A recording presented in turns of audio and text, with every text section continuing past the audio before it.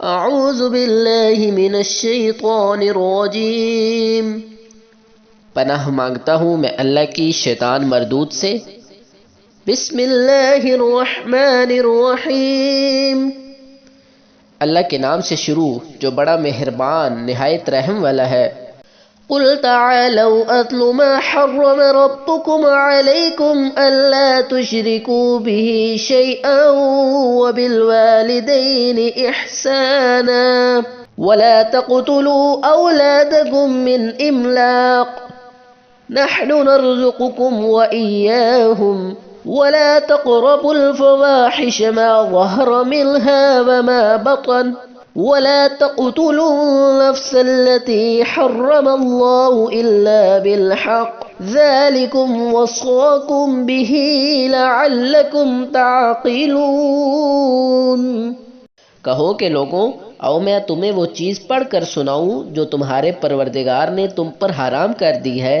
ان کی نسبت اس نے اس طرح ارشاد فرمایا کہ کسی چیز کو خدا کا شریک نہ بنانا اور ماں باپ سے بدسلوکی نہ کرنا، بلکہ سلوک کرتے رہنا اور ناداری کے اندیشے سے اپنی اولاد کو قتل نہ کرنا، کیونکہ تم کو اور ان کو ہم ہی رزق دیتے ہیں، اور بے حیائی کے کام ظاہر ہوں یا پوشیدہ ان کے پاس نہ پھٹکنا، اور کسی جان والے کو جس کے قتل کو خدا نے حرام کر دیا ہے قتل نہ کرنا مگر جائز طور پر، یعنی جس کا شریعت حکم دے۔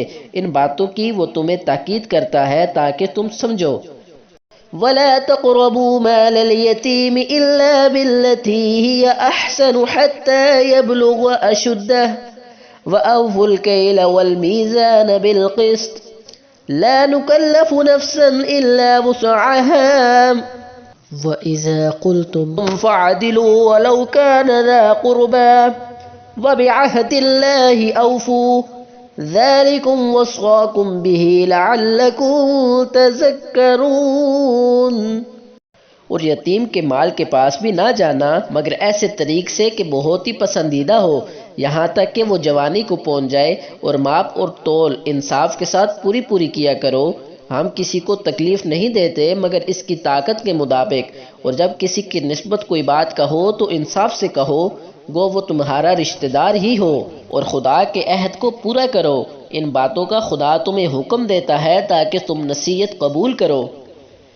وَأَنَّ هَذَا صِرَاطِي مُسْتَقِيمًا فَاتَّبِعُوهُ وَلَا تَتَّبِعُوا السُّبُلَ فَتَفَرَّقَ بِكُمْ عَن سَبِيلِهِ ذَلِكُمْ وَصَّاكُمْ بِهِ لَعَلَّكُمْ تَتَّقُونَ۔ اور یہ کہ میرا سیدھا رستہ یہی ہے تو تم اس پر چلنا، اور رستوں پر نہ چلنا کہ ان پر چل کر خدا کے رستے سے الگ ہو جاؤ گے۔ ان باتوں کا خدا تمہیں حکم دیتا ہے تاکہ تم پرہیزگار بنو۔ ثم آتينا موسى الكتاب تماما على الذي أحسن وتفصيلا لكل شيء وهدى ورحمة لعلهم بلقاء ربهم يؤمنون۔ ہاں پھر سن لو کہ ہم نے موسیٰ کو کتابیں عنایت کی تھی تاکہ ان لوگوں پر جو نیکوکار ہیں نعمت پوری کر دے، اور اس میں ہر چیز کا بیان ہے اور ہدایت ہے اور رحمت ہے، تاکہ ان کی امت کے لوگ اپنے پروردگار کے روبرو حاضر ہونے کو یقین کریں۔ صدق اللہ العظیم۔